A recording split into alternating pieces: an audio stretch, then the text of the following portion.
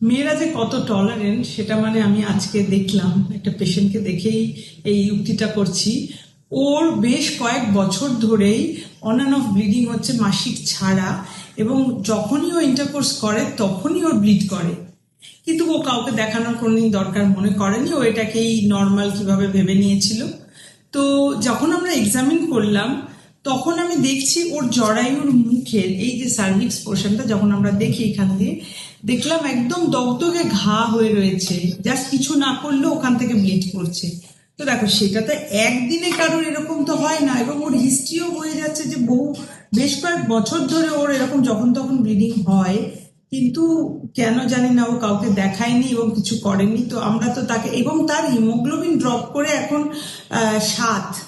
ঠিক আছে, তো মানে আমি জাস্ট অবাক যে ও কিন্তু বেশি বয়সও না, কিন্তু কেন ওর মনে হয়নি যে এটা নর্মাল না, আগে দেখানো উচিত। যাই হোক, যেটা নিয়ে বলা যে, যেটা দেখো মাসিকের বাইরে যদি কারোর ব্লিডিং হয়, সেটা যদি মাসিক দুটো মাসিকের মাঝখানে থাকে আমরা বলি ইন্টারমেনস্ট্রুয়াল ব্লিডিং, অথবা যদি আফটার সেক্স যদি কারোর হয় এই ব্লিডিং, তাকে বলা হয় পোস্ট কয়েটাল ব্লিডিং।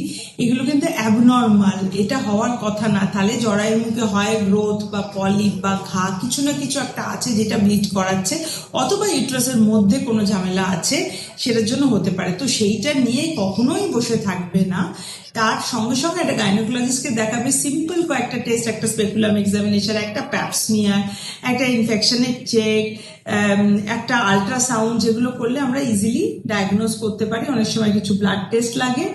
আর যদি এটা ইনফেকশন থেকে হয়, আমরা অ্যান্টিবায়োটিকের কোর্স দিই। সেই অ্যান্টিবায়োটিকের কোর্স খেলে অনেকের কমে যেতে পারে। যদি গ্রোথ থেকে হয় তাহলে গ্রোথটা কেটে বাদ দিতে হতে পারে। তো any how this is not normal, এই অসুখটাকে পুষে রাখবে না। ডিসচার্জ অনেক সময়, ভ্যাজিনাল ডিসচার্জও এদের অনেক সময় খুব বেশি হয়।